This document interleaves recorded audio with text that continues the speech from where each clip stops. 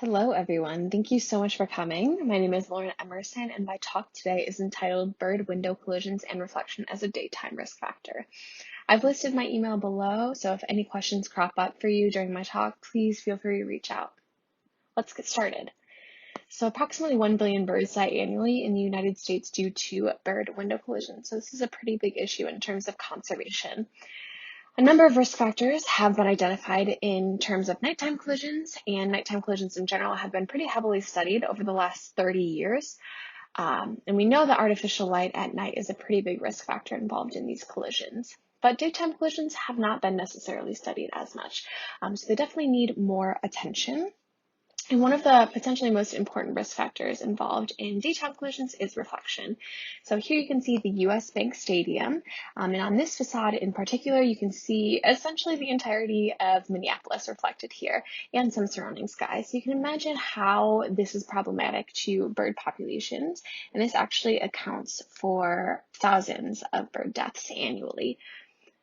So this hypothesis has been floating around the literature for the last 30 or so years, and it states that reflections increase collision risk. So what we think happens here is we have this window, we have things like vegetation and sky being reflected in this window, right? And birds potentially could see this vegetation reflected as additional habitat that they could fly towards. So ultimately they fly towards the window, they hit the window, and they become severely injured or they die, unfortunately.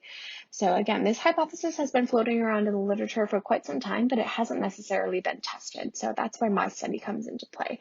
But before we get into the nitty-gritty of my study, let's first talk about how reflections form. So reflections can form as a function of window properties. So windows can be inherently reflective. They can have some sort of external film. Windows could be made with some sort of inherently reflective material. So again, reflections can form as a function of window properties, but reflections can also form as a function of lighting conditions, right? So in this picture to the right here, you can see that the interior of this window is pretty dark, so there's little to no artificial light. And we have natural daylight on the exterior of this window, which allows a reflection to form. So this is the type of reflection that I'm focusing on for my study, as this is the most common type of reflection that occurs in residences. And we know that residences are pretty problematic and account for millions, if not billions, of bird deaths annually. My research question was, when there's a greater degree of reflection, is there ultimately a greater collision probability? So I released birds towards reflective conditions and also less reflective conditions, which I created via lighting conditions. And I predicted towards these reflective conditions that there would be a greater number of collisions. Towards these less reflective conditions, I predicted that there would be fewer collisions. I predicted that this would be consistent at different times of day or exterior lighting conditions. So regardless of the exterior lighting, if a window looks more reflective, I predicted that there would be a greater number of collisions. So I used zebra finches as my model songbird, and I used a flight tunnel to answer my question. So my flight tunnel consisted of a darkened release tunnel, which led into a lighted flight tunnel. Within this lighted flight tunnel, there was a building structure with 2 windows, but prior to that building structure, there was a mist net. So we avoided any unnecessary mortality. So we released birds down the tunnel one by one towards the building structure, and we recorded each flight with 3 GoPro cameras.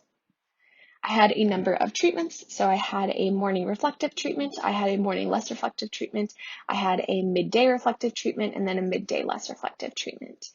And what I did was I went through these recordings and I scored each of these flights as either collisions or avoidances. So a collision would look a little something like this, where the bird would hit the mist net in a position that aligned with the window structure. An avoidance would look a little something like this, where the bird would hit the mist net in a position that did not align with the window structure. And this is what I found. So on the y-axis, we see the proportion of birds that collided, and then on the x-axis, we have our lighting conditions. So from left to right, we have our morning reflective condition, we have our morning less reflective condition, we have our midday reflective condition, and then also we have our midday less reflective condition. And remember, we predicted that towards these reflective conditions, there would be a greater number of collisions. And what we see here is not quite that. So we see that collision risk is increased towards this reflective condition in the morning, but in the afternoon or midday, we don't see that. So we see the exact opposite. So collision risk actually decreased towards this reflective condition.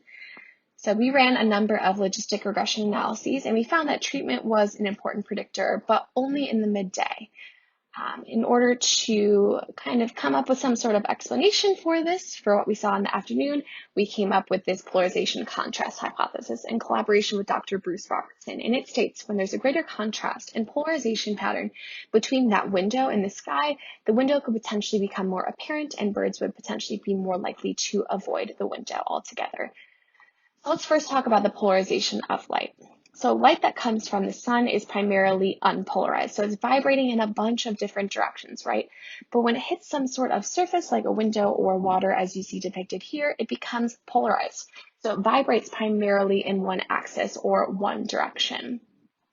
So there are a number of rules when it comes to polarization. So when there's a darker interior behind the window, there's a greater degree of window polarization. And then also around sunrise or sunset, there's a greater degree of sky polarization. So when we have our morning low interior condition, we have a darker interior, right? So we have a greater degree of window polarization, which you can see in blue here. But we're also pretty close to sunrise, right? So we have a greater degree of sky polarization as well. So we see that the sky and the window here kind of match. But in the midday, when we have our low interior condition, we have our darker interior, right? So we have a greater degree of window polarization, but we're not at sunrise or sunset. So we have a pretty unpolarized sky here. So we can see that there's a greater contrast between the sky and the window, which could potentially alert the bird that the window is there and allow the bird to avoid the window altogether. So in terms of main takeaways, it seems like the effect of reflection is more complex than researchers have let on and could potentially involve things like the polarization of light. There's really no indication that the presence of a reflected image increases collision risk. If anything, it potentially decreases collision risk.